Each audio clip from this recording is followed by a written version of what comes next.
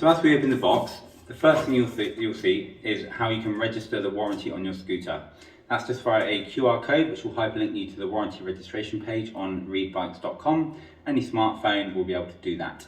Be sure to, because that will unlock your warranty should you ever have a problem.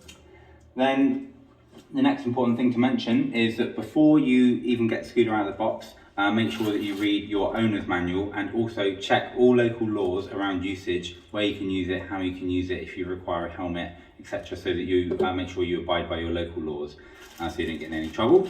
Then in the owner's pack, you will see there is the manual. There is our environmental pledge, because we plant a tree for every single bike, e-scooter, scooter or water sports item that we sell. And there are the Allen key bolts for the steering unit, as well as the Allen keys to fit them. You've got 2 Allen keys so that you can build and maintain your scooter, which we'll come on to in the next video. But in the owner's pack here, it's got useful information such as the Reid community, how to build the scooter, how to ride the scooter, how to maintain the scooter, and then more about the app integration, which there is another video on later in this series. As you can see, the scooter is well packaged, so that it's not going to get damaged when it's freighted. So if you buy one online, be confident that it will reach you in perfect condition. So now we're going to go ahead and build the Reid Boost. So first of all, we need to grab it out of the box. Give a little bit of packaging with it. Set that back aside. Try and reuse it if you can, obviously. This packaging is what will help to protect the scooter in transit. Be sure to get your Allen keys out.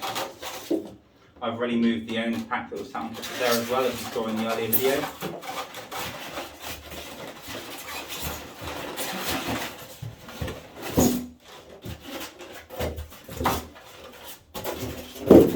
And there's one simple connection to join in there. I'm going to go ahead and put the kickstand down. You've also got 2 little arrows to line up, as well as on the green part you can see there's a little recess so that you can't line it up incorrectly. Then we're going to go ahead and tuck that bit of cable back up inside.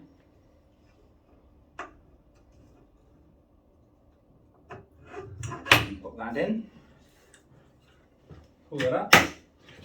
And then we need to grab the little Allen key bolts to pop in the sides there, which came in the owner's pack. Now it comes with 6, but you only need to use 4 for this part. And then go ahead and use the little Allen key that's provided, the smaller of the 2. Ensure that it's lined up with the holes. Then just screw each one in, just a couple of turns to start with. 2 on the right hand side here.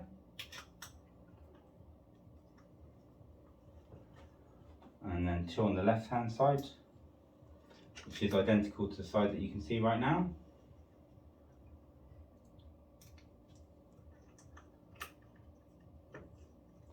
And on the last one you can go ahead and tighten up fully and go back round, tighten them all up fully. The screws, as you will have seen, have blue thread lock on them, which is designed to stop the screws from undoing, but it doesn't mean that you don't need to check them every now and then, so we do thoroughly recommend doing that.